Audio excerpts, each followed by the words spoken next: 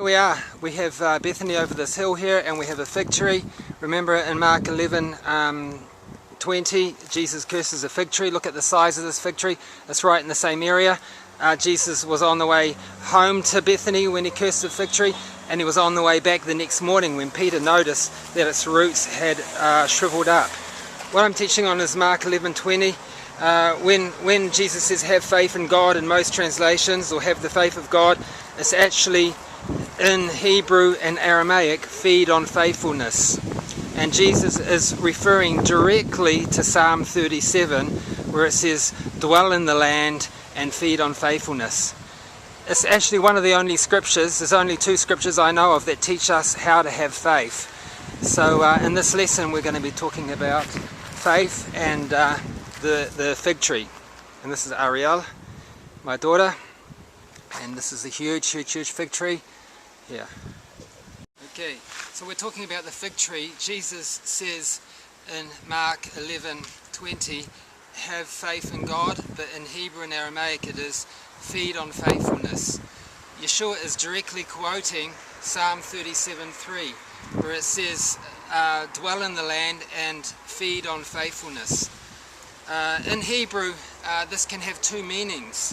Feed on faithfulness, we can feed on the faithfulness of God, and we can recall all his mighty works and what he has done. And this is like a spring or a diving board or something that propels us into faith for everyday living. And we go back to the book of Deuteronomy, and it's a book on remembrance. Before they entered into the promised land, they fed on God's faithfulness. Even the negative aspects and God's discipline, they fed on God's faithfulness.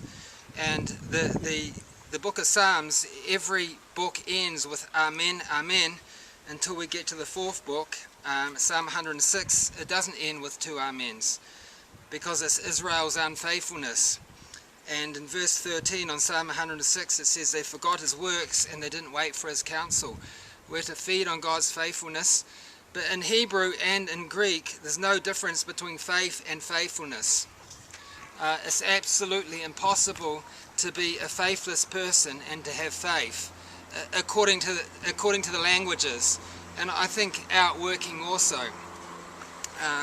We need to cultivate being a faithful person, and we also need to. It works two ways. We need to cultivate being the faithful person, faithful to who we have called to, faithful to our friends, faithful to minister where God, to where God has called us into our immediate body. But we also need to be faithful and feed on faithfulness.